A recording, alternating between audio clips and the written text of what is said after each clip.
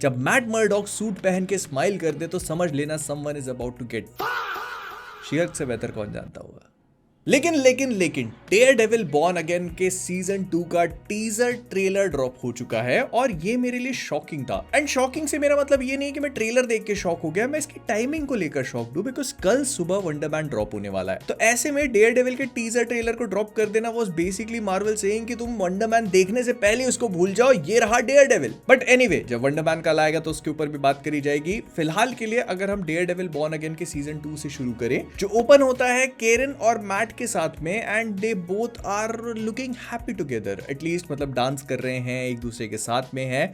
हालात ठीक नहीं है तो क्या हुआ, रिलेशनशिप में कोई कमी नजर नहीं आ रही। और इसका मतलब ये भी है कि मैट मर्डॉक ने हेदर ग्राहम से भी ब्रेकअप कर लिया है, जो कि बहुत ऑब्वियस हो चुका था। मतलब उसका जो विलन आर्क टाइप की चीज लग रही थी ना, कि वो पिछले सीजन में जो है वो विजिलेंटीज और हीरोज के खिलाफ जा रही है और विल्सन फिस्क की तरफ थोड़ा ज्यादा इंक्लाइंड है, तो ये एक्सपेक्टेड था, दिस वॉज एक्सपेक्टेड। और हम लोग मैट एंड केरन के साथ में वही पुरानी केमिस्ट्री देख पाते हैं जो हम लोगों ने नेटफ्लिक्स के डेयरडेविल में ऑब्जर्व करी थी। प्लस बुलजाई भी वापस आ चुका है, जो कि एक डाइनर में जाके वेनिला मिल्क शेक लेता है, उसके ऊपर लगी है चेरी। स्पीकिंग ऑफ विच, इस पूरे टीजर ट्रेलर में किसी ने चेरी को देखा क्या?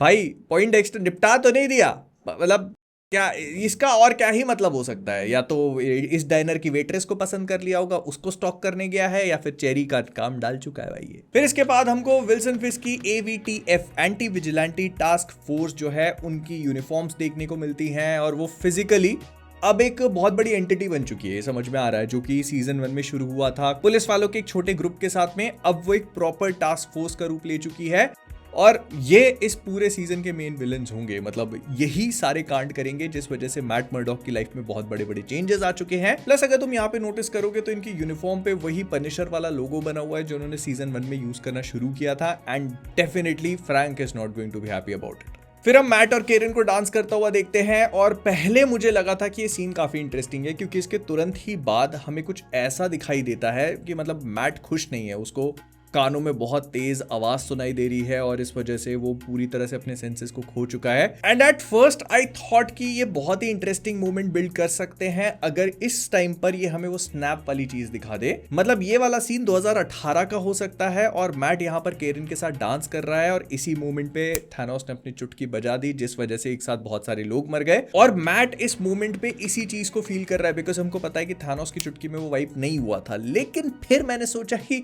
नहीं, इतना नहीं सोच रहे लोग, ये प्रेजेंट टाइम का ही सीन है जहां पर केरन और मैट एक साथ हैं, और इस जगह को देख के समझ में आ रहा है कि Matt is on the run. मतलब वो anti vigilante task force, Wilson Fisk, authorities, इन सब से भाग रहा है, और बिल्कुल एक सेफ हाउस जैसी कोई जगह लग रही है ये। पहले मुझे लगा कि मैट के अपार्टमेंट भी हो सकता है, लेकिन फिर मुझे ध्यान आया कि पिछले सीजन में मैट का अपार्टमेंट तो ब्लो अप ही हो गया था, तो फिर ये एक कोई सेफ हाउस टाइप का है। लेकिन यहां पर भी फिस्क के लोगों ने इसको ढूंढ निकाला, और ये जो होता है ना सुपर सोनिक वेव टाइप की कोई चीज मारी है, या सोनिक बॉम्ब टाइप का कुछ है जो सिर्फ डेयरडेविल को इफेक्ट कर रहा है। उसका जो रडार सेंस है उसको इसने काइंड ऑफ ओवरलोड कर दिया है, और इसी वजह से केरन को कुछ भी फील नहीं हो रहा। एंड ये चीज ना एक बहुत अच्छी नोट है डेयरडेविल बॉर्न अगेन के सीजन 1 एपिसोड 1 को लेके, क्योंकि अगर तुम याद करोगे तो उस टाइम पे मैट उस डाइनर में बैठता है जोजीज वाले, और वहां पे जब वो फॉगी की बात को ध्यान लगा के सुनता है ना, तो वो एस्पेक्ट रेशो पूरी तरह से खुल गया था।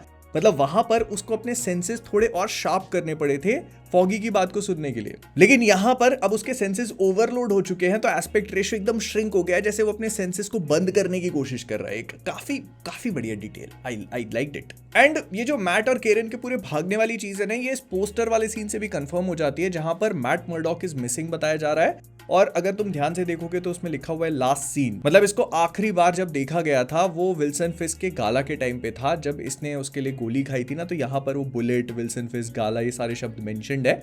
तो मतलब बॉर्न अगेन के सीजन 1 के आखिरी टाइम पे जब लोगों ने पब्लिक अपीयरेंस मैट मर्डॉक की तभी थी जब इसको गोली लगी, उसके बाद से किसी को इसका अता पता नहीं है, और ये एंटी विजिलेंटी टास्क फोर्स से भागने की कोशिश कर रहा है बस। फिर ये किसी ने विल्सन फिस्क का मास्क वगैरह पहन करके और कोई उसका मजाक बनाने की कोशिश कर रहा है, एंड आई एम श्योर कि ये चीज उसको और भी ज्यादा इन्फ्यूरिएट करेगी, और वो ये जो भी इंसान है इसकी आइडेंटिटी खोजने के पीछे पड़ जाएगा, क्योंकि विल्सन फिस्क ऐसी चीजों को बिल्कुल भी हल्के में नहीं लेता। हो सकता है कि बुलसाई हो, उसको शौक है भाई ये सब बकैती बेलने का। फिर हमें एक आर्मर्ड ट्रक देखने को मिलता है जो कि एंटी विजिलेंटी टास्क फोर्स और उनकी गाड़ियों के खिलाफ जा रहा है, मतलब उनको ठोक रहा है, और पहले मुझे लगा था कि शायद ये फ्रैंक हो सकता है, और यहीं से मतलब इस आर्मर्ड ट्रक में बैठ के इसकी पावर यूज करके उसको रियलाइजेशन हो कि यार अपन को भी अपनी जिंदगी में एक ऐसी गाड़ी मांगता है, तो फिर यहां से वो बैटल वैन को लेके आएगा जो मोस्ट लाइकली हमको पनिशर का जो स्पेशल है इसके बाद एयर होगा उसमें देखने को मिलेगी और स्पाइडरमैन ब्रांड न्यू डे में भी। लेकिन इस वाले सीन को थोड़ा और ध्यान से देखने पर आई रियलाइज कि नहीं, इस ट्रक के अंदर एक्चुअली कोई और बैठा हुआ है,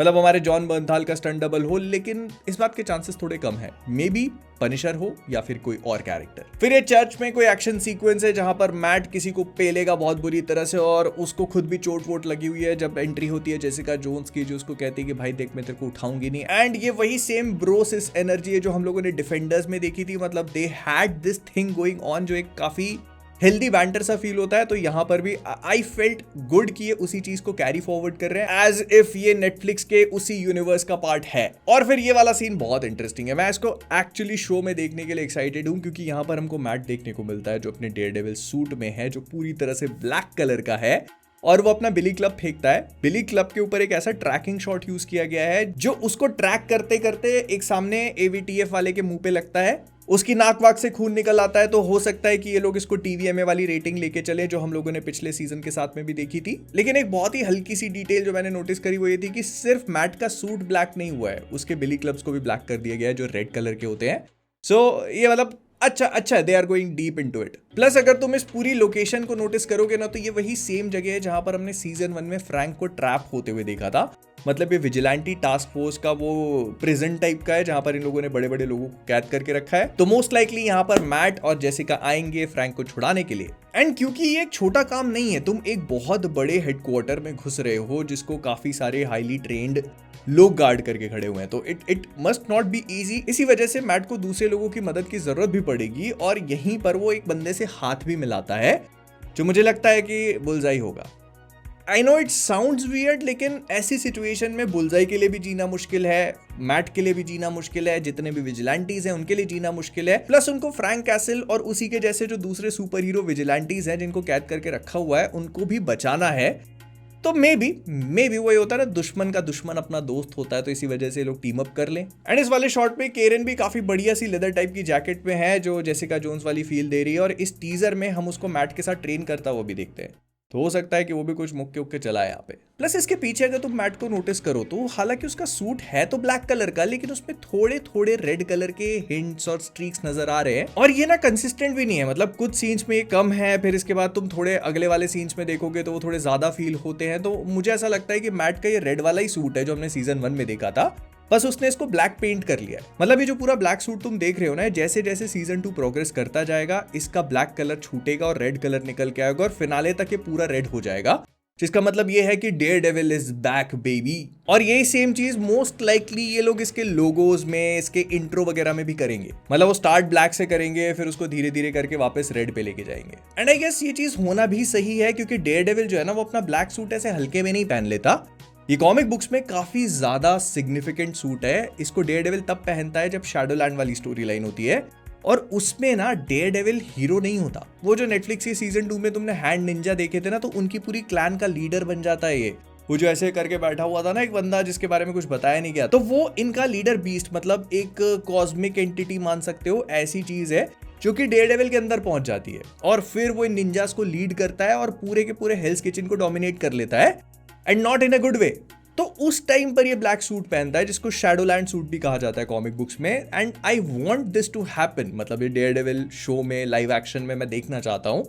इसी वजह से आई डोंट वांट कि ये वाला ब्लैक जो सूट है इसको बस ऐसे लाइटली दिखा दिया जाए। फिर जेसिका जोन्स को भी दिखाते हैं जो एक फैसिलिटी में लोगों को मार रही है। इट्स गुड टू सी कि उसके पास अभी भी अपनी सुपर स्ट्रेंथ है, वो दरवाजा उठा करके लोगों को पेल रही है। और मुझे ऐसा लगता है कि ये एंटी विजिलेंटी टास्क फोर्स का वेपन आर्मरी टाइप की जगह है। मतलब यहाँ पे बड़े बड़े बॉक्सेस हैं और इसको देख के ऐसा लग रहा है कि पूरा मिलिट्री ग्रेड इक्विपमेंट रख के बैठे हैं यहाँ पे। फिर ये वाला सीन भी काफी इंटरेस्टिंग है क्योंकि इस पूरे पोर्ट पे हम लोग एक शिप को देखते हैं जो आधा डूब चुका है, उसके आसपास बॉम्ब ब्लास्ट हो रहे हैं और यहाँ पर वही एवीटीएफ वाले लोग, आई मीन इस पे डेयरडेविल से ज्यादा हमको ये लोग दिखाए गए भाई। फिर यहाँ पे कुछ बॉम्ब ब्लास्ट वगैरह होने लगते हैं। मुझे लगता है कि वो विल्सन फिस्ट जो सीजन 1 में बात कर रहा था ना, वो रेड हुक को दोबारा स्टार्ट करने की, तो ये वही जगह होगी जिसको जितने भी विजिलेंटीज हैं सब मिलके सैबोटाज करने की कोशिश कर रहे हैं। फिर ये सीन भी बहुत इंटरेस्टिंग है एंड आई एम ग्लैड कि फाइनली हम विल्सन फिस्ट को इन एक्शन देख पा रहे हैं। और एक्शन से मेरा मतलब है लीगल एक्शन, मतलब ये दुनिया के सामने बॉक्सिंग कर रहा है बहुत सारी भीड़ इकट्ठा हो चुकी है और वो जब अपने ओपोनेंट को ऐसे हाथ से मारता है तो उसको समझ में आ गया कि भाई इसमें कितनी ताकत, मेरा ओपोनेंट कितना डेंजरस है।